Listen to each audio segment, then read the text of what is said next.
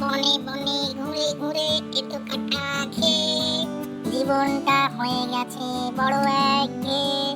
বসে বসে যদি জোটে খাবার দুবেলা, ওইখানে যাই তবে আমি যে একলা।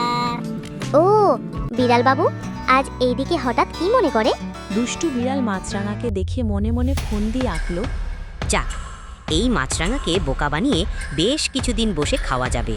ওই যে ব্রিজটি দেখতে পাচ্ছ, ওটা আমার। দেখতে এলাম ওখানে কোনো পশু পাখি বাসা বেঁধেছে কিনা। ক্ষমা করবেন বাবু, আমি না জেনে ওই ব্রিজে বাসা করেছি। আমাকে ক্ষমা করবেন। বাসাতে আমার ছোট্ট ছোট্ট দুটি বাচ্চা আছে, তাদের নিয়ে কোথায় যাব আর কি করা যায় একটু উপায় বলুন। না না, কাজটা তো ঠিক করনি। আমাকে না জানিয়ে বাসা বাঁধাটা তুমি মোটেও ঠিক করনি। তবে উপায় একটা আছে। যদি তুমি প্রতিদিন ওই নদীর মিষ্টি মাছ এনে আমাকে উপহার দাও, তাহলে তোমাকে আর তোমার ছানাদের কিছু বলবো না। আর যদি সেটা না মানো, তাহলে তোমাকে আর তোমার ছানাদের চিবিয়ে খাবো। ঠিক আছে বিড়াল বাবু, তাই হবে। আপনার কথা মতো রোজ এই নদীর মিষ্টি মাছ আপনার জন্য উপহার হিসাবে এনে দেব। ঠিক আছে, আজ তাহলে আসি। কাল এসে আমি আমার উপহার গ্রহণ করে যাব।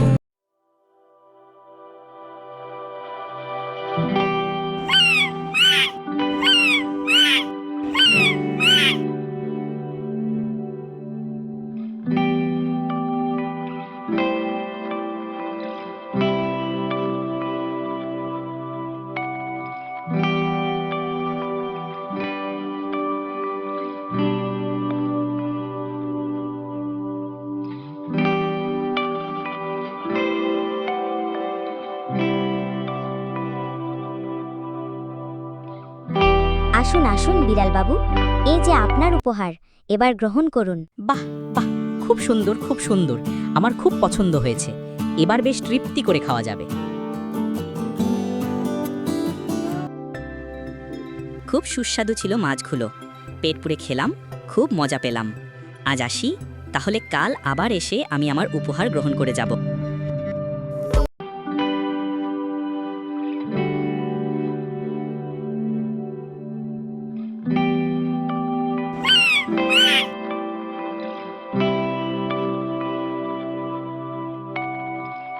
এইভাবে কিছুদিন যাওয়ার পর দেখা হয় এক বুদ্ধিমান রাজহাঁসের সাথে।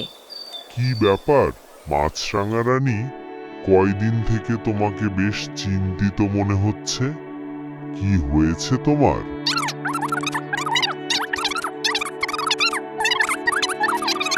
ও এই ব্যাপার, আমার কাছে একটা বুদ্ধি আছে। কাল তোমার বাচ্চাদের রেডি থাকতে বলো। কাল আমি এসে ওই নদীর চরে একটি জঙ্গলে আমার পুরনো বাসা আছে, ওখানে ওদের রেখে দেব।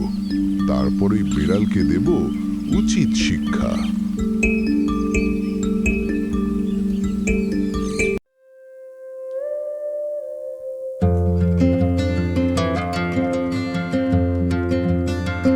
ছোট্ট বন্ধুরা, আসছি পরের পর্ব নিয়ে। ততক্ষণে সবাই ভালো থেকো। ধন্যবাদ। এমন আরও মজার মজার কার্টুন টিপস পেতে চ্যানেলটি ফলো করে পাশে থেকো।